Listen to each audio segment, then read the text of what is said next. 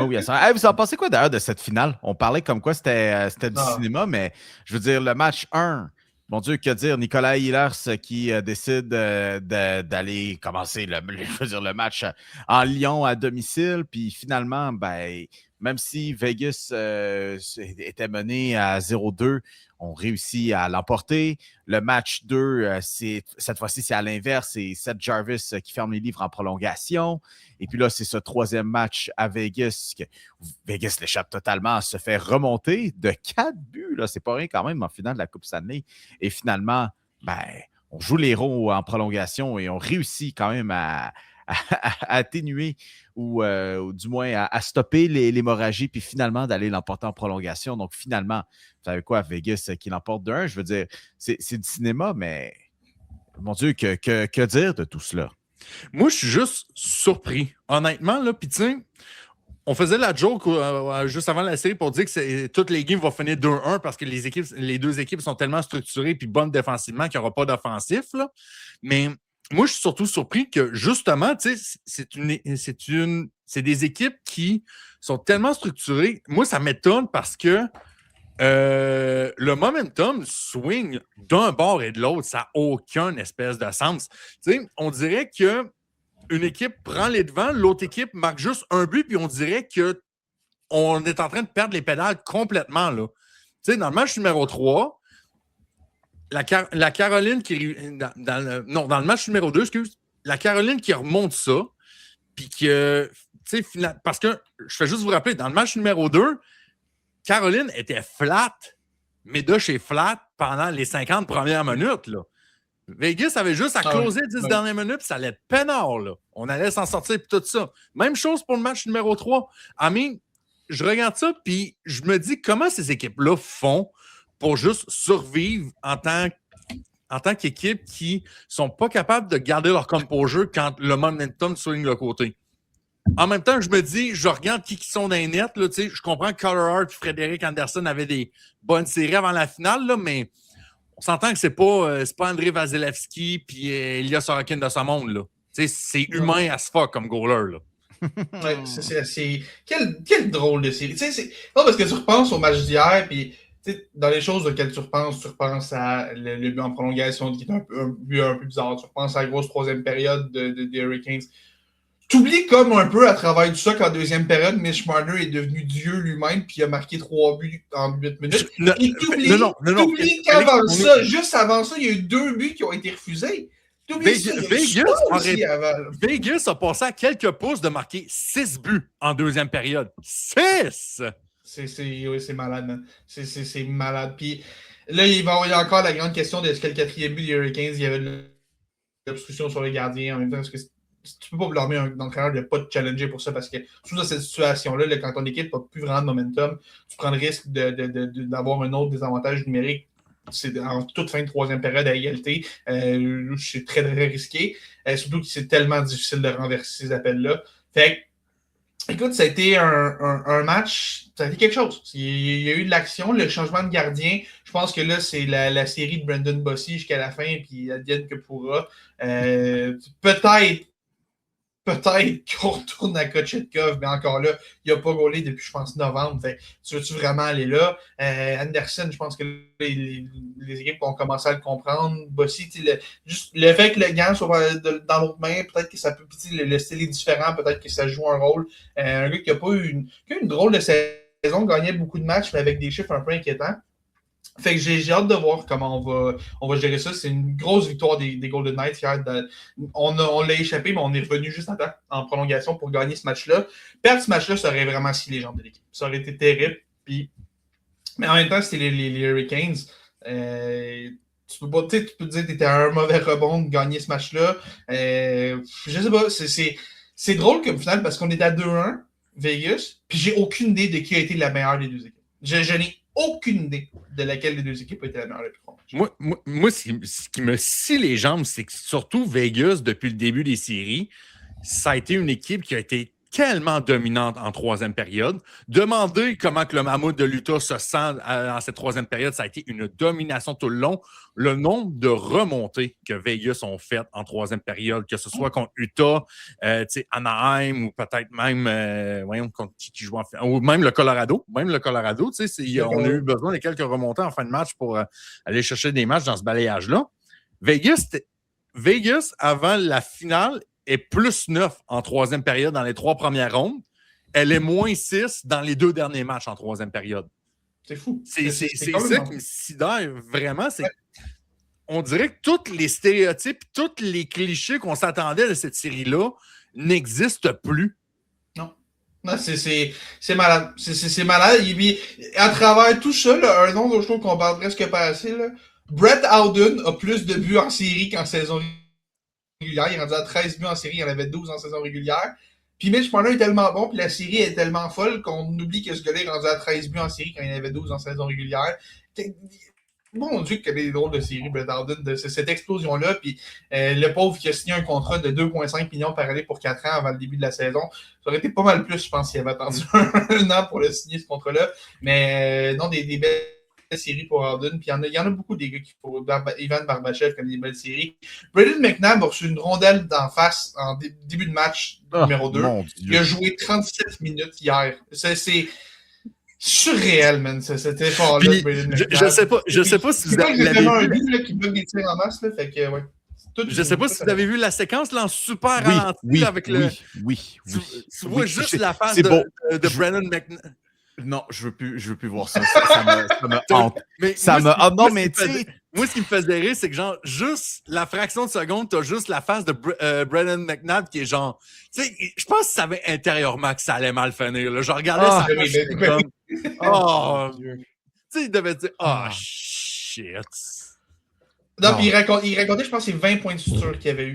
Mon Dieu. Je fais juste repenser à. Je repense à la séquence où, tu sais, les millions de séquences où tu vois, par exemple, Yann Laperrière se manger une rondelle en face. Build different. Les joueurs de hockey, build different. Ah, man, c'est dégueulasse. Donc, oui, effectivement, hey, messieurs, vous savez comme quoi, là, on a mentionné que Mitch Marner est en train de virer Maurice Richard, littéralement, de battre des records de Maurice Richard. Je veux dire, peut-on entrer déjà en territoire de nonobstant du gagnant de cette finale, de voir Mitch Marner décerner je commence à adhérer cette théorie-là. Pour moi, Mitch Marner, le nom, il est déjà gravé sur le trophée. Là. Peu importe comment ça va se finir, là, peu importe, même si la Caroline l'emporte, pour moi, il gagne le Conn Smythe, c'est déjà réglé. Es-tu vendu, Félix?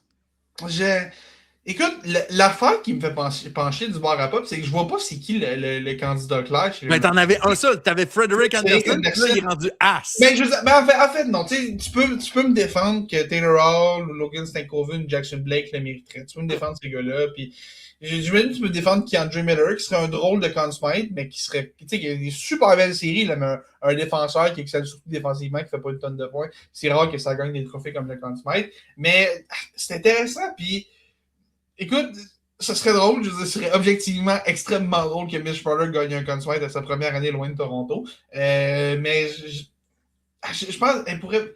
Le gagner quand tu perds, il faut que tu aies été vraiment. Ouais. C'est arrivé 2 fois, c'est Jean-Sébastien Giguère et Connor McDavid, quand McDavid avait. Il avait-tu eu 50 points ou il était proche? Non, je pense qu'il avait fini genre 47, 48 points. Genre, il avait pas tombé de 50. Borderline 50 points. Tu sais, Marner a des bonnes séries, là, il est à 30 en ce moment. À moins qu'il fasse 20 points d'ici la fin de la série, même s'ils perdent. Là, mais c'est ça l'affaire, je vois pas qu'il va le gagner de l'autre bord aussi. Non, mais c'est ça. n'est pas exactement un gagnant extrêmement extrême. Le premier tour des Hurricanes est nul. Fait. J'embarquais justement dans cette théorie, c'est pas parce que Mitch Marner est outrageusement dominant, quoi qu'il est super bon, mais il n'est pas outrageusement dominant, mais c'est parce que le seul vrai candidat que les Hurricanes avaient pour gagner le Conn Smythe, ben, il vient de disparaître au bout des 3 prochains matchs. Il n'y a pas vraiment de super gros candidat pour le Conn Smythe en ce moment. Mais moi, ce qui me fait... Attends, je vais juste finir avec une dernière statistique. Là. Regardez le classement des meilleurs pointeurs en série en ce moment. L'écart entre Mitch Marner et Jack Eichel, qui est deuxième avec 20 points, est le même écart que Jack Eichel avec Juraj Slafkovsky en ce moment. Ouais, c'est quand même fou ça. Mais écoute, le seul autre, là, il y a un autre qui vient de me venir en tête, je me dis, peut-être. Mais donc, Brandon Bossy fait genre 3 blanchissages de suite. Oh, Ça serait insane. En fait, non, attends. Non, ça arrive. En fait, je l'ai, moi, le candidat pour les Hurricanes. Le fucking gars au video room en haut qui n'arrive pas de des goals aux Hurricanes. Mais puis, je veux dire, les Hurricanes, c'est genre l'équipe parfaite, tu dis, Rod Brindamour le mériterait. Je veux dire, rendu là, hein? Toute la mentalité, le système de cette équipe-là, c'est on joue pour Brindamour, puis ça paraît, puis je veux dire, c'est ça l'affaire des Hurricanes, c'est qu'il n'y a pas un gars qui vole le show, puis c'est pour ça que je suis un peu d'accord avec toi. J'ai encore de la misère à me dire qu'il va le gagner, même s'ils perdent. Si Vegas gagne, c'est sûr, c'est lui. Mais je reviens encore à mon point. Je ne sais pas qui gagnerait chez les Hurricanes, qui a été vraiment meilleur que Marner. Fait du coup, j'achète. Okay. Rendu là, il faut bien avoir quelqu'un pour avoir quelqu'un. Félix, prochaine nouvelle qu'on veut décortiquer un peu. On a mentionné comme quoi la nouvelle de Dylan Larkin est sortie à Détroit. Il ne veut plus être là, ou du moins a demandé à être échangé. Pour les gens qui aimeraient le voir aboutir avec les Canadiens de Montréal, il faut oublier ça. Je vois aucun monde dans lequel ça arrive. J'aimerais bien. Comment ça? Écoute, deux choses. OK, je l'ai. Parce qu'il faudrait qu'il démontre son support à la victoire. Prochain appel. Je cache pas la chose. Il y a la fameuse vidéo des Olympiques où il recevait un appel du président. Okay, c'était bien drôle de dire qu'il fallait inviter les femmes. Bref. Je vois. Je n'irai pas là. Je veux parler de raisons purement dans le cas de Larkin. Écoute, premièrement, Steve Yzerman est un vieux de la vieille, un DG de la vieille école, et échanger des joueurs vedettes à l'équipe de ta division, c'est un peu adopté par la nouvelle génération, mais c'est complètement...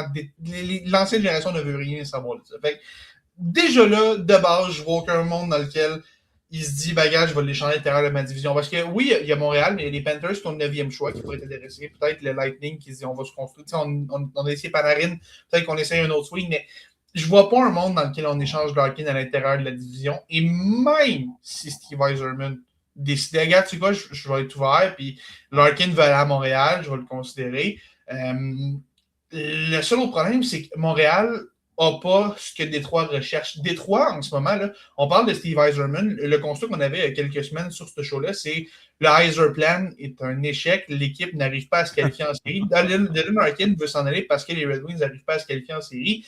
Yzerman, en ce moment, là, son siège est chaud. Okay? Essayez de vendre à ses partisans que, ouais, OK, on a échangé notre premier centre, là, mais les boys, on a eu Zarovski qui, peut-être dans 3 ans, va être un élite top 6. Là, sérieux, je pense qu'il y a besoin de gars qui peuvent l'aider maintenant. Montréal en a, mais je veux dire, personne ne donnerait Cole Caulfield pour Larkin, personne ne donnerait Suzuki, évidemment, Davidov, Slav, Hutchin. Tu sais, les vrais joueurs intéressants qui peuvent aider maintenant à Montréal, ils ne sont pas échangeables. Le seul que je vois, je dis, peut-être Kaden Goulet, mais Kaden Goulet n'est pas un morceau extrêmement structurant, des équipes qui vont faire mieux que ça. Fait que, oui, Michael Age est un lien logique. Le gars joue au Michigan. Le DG adjoint, c'est Sean Arkoff, qui est le père de Will, le coéquipier de Michael Age à l'Université du Michigan. Puis, il y a des liens faciles à faire, mais je pense pas. Je pense que Yzerman aurait de la misère, considérant que son siège est vraiment chaud en ce moment, à vendre le projet puis à se convaincre que Michael Age est d'un retour juste pour leur game. Même s'il l'est probablement, mais Détroit a besoin. Yzerman, pas Détroit. Yzerman a besoin de gars qui peuvent gagner maintenant et Montréal n'a pas vraiment de ces gars d'échange. Toute une question d'ego, hein? Moi, je fais juste dire que c'est le fun de faire des raccourcis et de dire Michael Age a des liens avec le Michigan. C'est pas comme si Dylan Larkin avait déjà plein de liens avec le Michigan et il veut quand même coller son nom. Ça, c'est un autre affaire. Il y a juste ça. Moi, ce que j'avais pensé, OK? Je faisais une marche, OK? Charlotte, le parc Rivière-du-Moulin à Chicoutimi, avant que, pendant que Mio était en train quasiment d'atterrir à l'aéroport, puis je pensais à tout ça, puis je me suis dit, si pas Mike Ilitch, mais mettons la famille Ilitch qui possède les Red Wings, disent, hey, sais-tu quoi? On va side avec Dylan Larkin, on va congédier Steve Yzerman avant de l'échanger. Oh mon Dieu! Parce que, tu sais, il y a aussi la notion que, oui, OK, Détroit ne participe pas aux séries, mais il y avait aussi l'affaire que, apparemment, que ça a sorti dans les médias, que la relation entre Larkin, Yzerman et l'état-major, c'est pas ce qu'il y a le plus cordial un peu. On est un peu, sans dire, à couteau tiré dans les médias, mais du moins, on n'est pas satisfait de la relation. Oui. Mais tu sais, c'est difficile de pas l'être quand ça fait quoi, 7 ans maintenant que tu tournes autour du pot? Ouais, je comprends. Mais peut-être que les propriétaires vont dire, hey, sais-tu quoi? Ça, là, ça pourrait être un excellent prétexte pour faire un changement de garde comme directeur général. Si ça peut nous permettre que Dylan Larkin soit peut-être un peu plus heureux puis qu'on reparte sur des bases, parce que, tu sais, Détroit a quand même des gars comme Lucas Raymond, Moritz Seider, Trey Augustine dans les nets, tu sais. Mais oui, Stanley Pellicon, tu sais, il y a des gars là, qui s'en viennent un peu, mais, tu sais, peut-être que si on décide que, ouais, finalement, on n'était pas déjà sûr un peu, mais là, c'est trop la goutte fait déborder le vase. Steve Yzerman doit partir. Malgré le nom de tout ça, là.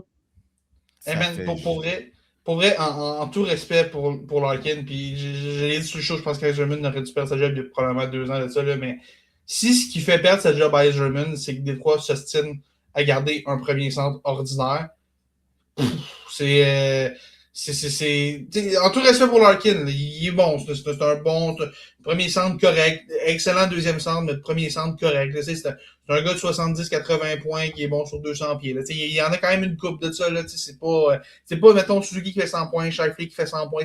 Il n'est pas dans cet échelon-là de centre. Il est une bonne coche en dessous. Là. Si c'est ça qui fait en sorte qu'on congédie Yzerman, Seigneur, ça tenait pas à grand-chose. Je pense pas qu'on le fait pour les bonnes raisons si on fait ça. Je sais pas. Bref, mon point, c'est qu'il n'aboutira pas à Montréal. Edge, c'est cute, puis probablement que c'est peut-être la meilleure offre qu'ils vont avoir. Mais même si Larkin dit, moi, je veux juste aller à Montréal, même si qu'il n'arrivera pas là, mais même dans le scénario où est-ce qu'il va voir Yzerman, dis-moi, la seule équipe à laquelle j'accepte une transaction, c'est Montréal. Yzerman va juste, c'est plate, mais t'es sous contrat à long terme, fait que tu vas jouer ici, bonhomme. Tu sais, c'est pas comme Noah Dobson qui voulait pas prolonger avec les Islanders. Lui, dans son cas, Larkin, il y a encore, je crois, c'est 5 ans de contrat à 8,7. Fait que, tu sais, Yzerman est quand même pas dans une situation où est-ce qu'il est obligé de l'échanger. Généralement, dans la NH, les DG qui reçoivent ces demandes-là les exécutent le plus vite possible, mais Yzerman, un vieux de la vieille, comme je disais, pourrait juste décider de jouer une petite game de bras de fer avec lui, comme il avait fait avec Martin Saint-Louis quand il voulait l'échanger, quand Martin Saint-Louis avait demandé une transaction. Au final, il s'était sorti de là avec Ryan Callahan et des choix. C'était un super beau retour pour Yzerman. C'est quoi que ça a donné, l'échange Martin Saint-Louis, mettons? Je veux juste aller. Mais Ryan Callahan était le gros morceau, et si je me trompe pas, là, j'ai 2 choix en tête. C'était pas les. Anton Stralman, tu sais, t'es pas dans cette transaction-là non plus? Attends, je l'ai ici, je pense. C'est sur hockey des ces affaires-là. Martin Saint-Louis s'en va aux Rangers de New York contre Ryan Callahan, un choix de première ronde en 2015, puis un conditionnel choix de deuxième tour conditionnel. Choix de 2015, c'était pas Brandon Point? Non, lui, ça a été un choix de deuxième ronde. Ça, je suis pas mal sûr. Ah oui. Ça a été un choix de première ronde, ça c'est sûr. Pour le fun? Il t'a pas entendu sur qui sont aboutis ces choix de deuxième ronde. Hein? Ouais, c'est ça. Ben, j'essaie de trouver qu'est-ce que ça a donné par la suite. Là, souvent, le Puckpedia a ce genre de choses-là. Dans tous les cas, pendant que Pop cherchait, mon point demeure sur le fait que Martin Saint-Louis a demandé un échange. Yzerman a attendu, a été patient, puis a fini par avoir un beau retour pour lui. Fait même si Larkin dit juste tu vas venir à Montréal, Yzerman va juste dire s'il m'offre rien, mon homme, tu vas rester ici. Larkin n'a pas une tonne de levier, dans le sens où il y a encore 5 ans de contrat, c'est pas comme s'il était un an d'autonomie. C'est plate, c'est pas idéal, ça pourrait donner une distraction, mais Yzerman pourrait juste se dire tant pis, ça va être ça. Il pourrait se réessayer l'année prochaine, hein, n'est-ce pas? C'est possible. C'est très possible. Je veux dire, il y a des sérieuses chances que ça arrive. Mais... C'est toujours la suivante. OK, Pop, dernier appel. Est-ce que tu as les détails de la transaction? Non, je ne l'ai pas. C'est pas plus grave. Écoute, c'est pas plus grave que ça. C'est pas plus grave que ça. Je vais terminer dans ce qui est des nouvelles de hockey. J'ai mentionné en début de show comme quoi j'étais à une conférence de presse de Mario Cecchini et nonobstant de l'annonce qui avait été faite, le sujet de conversation, ça a été la méchante NCAA, ce monstre, ce problème, comme le commissaire Cecchini l'a lui-même appelé. Puis, tu sais, tu peux pas te battre contre ça. Puis je pense que ça, on a rendu ça assez clair. Je veux dire, la NCAA est plus riche que même la LNH. Là. Donc, c'est battre un combat perdant si tu veux essayer de rivaliser là-dedans. Mais là, pendant ce temps-là, la NCAA apportait une nouvelle espèce de réglementation quant à l'admissibilité des joueurs. Puis là, je pense qu'il y a beaucoup de gens qui n'ont pas vraiment compris comment ça fonctionnait ce règlement-là. Il y a des places qui disaient, bon, finalement, hey, vous savez quoi, il faut avoir 19 ans pour pouvoir jouer dans la NCAA. Le hockey junior est sauvé. Ils pourront jouer leur année de repêchage et après, s'ils veulent partir à 19 ans, ça va être correct. Mais encore une fois, comme je dis, je pense qu'il y a eu beaucoup de mauvaise compréhension par rapport à ça. Je vais citer un recruteur, dépisteur que vous avez sûrement déjà vu, messieurs, sur les réseaux, Jérôme Bérubé, j'imagine que vous connaissez aussi, qui dit comme quoi, les joueurs peuvent quand même jouer dans la NCAA à 17 et 18 ans, puis contrairement là, à ce qui pouvait être rapporté, c'est que l'horloge d'éligibilité ou d'admissibilité, devrais-je dire, de 5 ans, va commencer à 19 ans. Mais si tu commences à 17, 18 et 19, tu l'as ton 5 ans. Jusqu'à 20, tu as 4 ans. À 21, tu as 3 ans. À 22 ans, tu as 2 ans. Et à 23, tu as 1 an. En fait, comment ça fonctionne? C'est pas pour que les joueurs y rentrent nécessairement plus tard. C'est pour que les joueurs plus vieux, ils sacent leur cœur monnaie puis que les équipes de football ne se retrouvent pas, par exemple, avec des botteurs rendus à 30 ans. Là. Donc, en soi... arrête, c'est drôle. C'est drôle de voir des botteurs de 32 ans quand même. En soi... il n'y aura pas de changement drastique pour le hockey junior. Autant que les gens avec qui j'ai jasé sur le plancher, vous savez quoi, il y en avait qui étaient un petit peu contents de la chose parce que quand même, puis ça, je pense que ça peut rejoindre l'une des demandes de Mario Cecchini, puis c'est comme quoi on aimerait ça, peut-être juste un peu plus de transparence de la part des joueurs parce que comment ça se déroule en ce moment, c'est qu'ils peuvent vraiment juste décider du jour au lendemain que, moi, je m'en vais. Puis on veut peut-être un peu plus de transparence de ce côté-là, mais en soi, ça ne change pas grand-chose dans la démarche NCAA, LCH. Moi, ce que je pense qui va arriver, c'est que on va prendre 2, 3, 4 ans, là, puis je pense qu'il y a... Écoute, ou peut-être il peut y avoir le scénario inverse, mais il y a tout le temps le discours de les gars de 19 ans, est-ce qu'ils vont trop tôt, est-ce qu'ils font le saut trop tôt junior, majeur canadien pour se rendre sur les universités américaines? Moi, je pense que on va attendre 3-4 ans. Là. Je pense qu'on va avoir une bonne idée de quoi va rassembler une réalité de gars de 18-19 ans.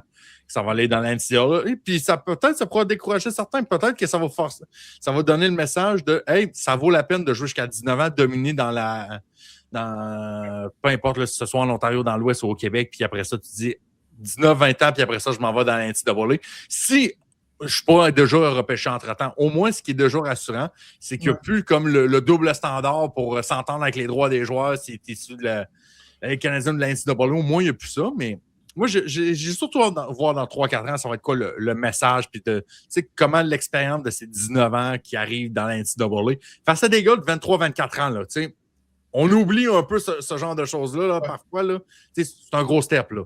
Même Gavin McKenna, ça n'a pas été facile quand il est arrivé à Paddington cette année. Là. Le seul changement que je vois, c'est ça va peut-être faire en sorte qu'il y a un peu plus de gars de 17-18 ans qui vont se dire je peux faire une année de plus dans la GMQ, je vais pouvoir y aller après, mais t'as peut-être quelques gars plus comme sur le bubble. Là. Ça change rien pour les gros noms. Là. J'ai vu déjà Landon Dupont, c'est Michigan State qui travaille fort déjà pour aller les chercher l'an prochain. Les gros talents, tu as raison, Mio, ça ne changera pas grand-chose à ce niveau-là. On risque de se les faire voler, entre guillemets, par la NCAA, mais c'est peut-être plus les gars comme sur le bubble. Les gars qui se disent je ne suis pas obligé de précipiter mon arrivée dans la NCAA. Je peux prendre 1 an ou 2 de plus dans le junior canadien et après ça, aller aux États-Unis. Mais ça dépend. Il va y avoir ça amène un petit changement. Ça règle une petite chose. Parce que les gens pensent que c'est la solution miracle qui va tout changer. Ça, non. Ça ne changera pas tout. Tu vois d'ailleurs, c'est Scott Wheeler qui nous avait annoncé ça pendant la fin de semaine, comme quoi Tommy Blale, qui a passé sa première année dans le junior avec les Wildcats de Moncton, d'ailleurs, excellent joueur de hockey, qui va se faire vraisemblablement repêcher en première ronde, défenseur offensif. Lui, il est déjà aussi engagé avec Michigan State. Sauf que là, ce que Scott Wheeler nous a annoncé, c'est que Blale va retourner une autre année à Moncton comme année de repêchage +1. Et après ça, il va faire le saut en 2027-2028 avec une grosse équipe vraisemblablement là, à Michigan State. Ouais, peut-être que le nœud Dupont va déjà être là. Je veux dire, on peut se faire pour Dupont en ce moment. C'est qui est probablement le meilleur espoir du prochain repêchage, qui pourrait suivre exactement le même chemin que Gavin McKenna. Fait que ça va être intéressant à voir, mais oui, ça change. C'est ceux qui pensent que la règle, comme tu dis, Mio, là, ceux qui pensent que la règle va changer, puis que les gars comme Dupont, puis McKenna, bon, il est un peu tard, mais que des gars dans cette situation-là ne seront pas courtisés par la NCAA avant leurs 19 ans. Non, c'est pas du tout ça qui se passe. C'est plus nuancé, comme changement que ça. Puis je pense, mais aussi, tu l'as vu là, sur le plancher, là, ça force tellement des équipes à changer le plan. Là. Je pense les Sea Dogs de Saint John, là, dans un monde où la ligne est encore très dure, là, c'est pas une équipe qui achète et qui veut qui font cette année. Là. Même on est encore à 2-3 ans de ça. Puis là, on se rend compte du scénario de ben, c'est probablement la dernière année qu'on va avoir Alexis Joseph à Saint-John dans le junior. Fait que aussi bien changer de plan, puis fuck tout, on achète autant qu'on peut. Là. Puis c'est même pas en fait. C'est ça le pire, c'est beaucoup de maximiser ça, mais même pas parce que la LNH est dans les plans, mais parce que ça se peut que ce soit juste la NCAA, mais tu sais, même pour ce qui est des équipes qui veulent être haut de la Coupe Memorial, là, c'est pas difficile non plus, c'est pas facile non plus, pardon, parce qu'il faut que tu prépares quand même une certaine équipe puis que tu arrives avec des gros plans, puis tu sais, finalement, si tu décides qu'il y a le 3/4 de l'équipe. Tu sais, encore une fois, ça va beaucoup se fier puis sur la loyauté des joueurs, mais bon, on apprenait aussi que Maddox Dagenet va revenir pour une autre année. Puis ça, d'ailleurs, c'est un cas que je suis bien content qu'il soit de retour au junior pour pouvoir aller tenter de dominer un peu. On sait toujours, hein, avec des attaquants de puissance, parfois, on parle toujours un peu plus de projet. Donc, écoutez, content pour lui, content pour la direction des Remparts de Québec. Pour vous autres à la maison, si vous ne voulez pas rater quel que soit nos takes excellentes et les autres un petit peu moins, passez donc par notre compte TikTok et même Instagram où on a toujours du bon contenu pour ça. triplemenace.podcast.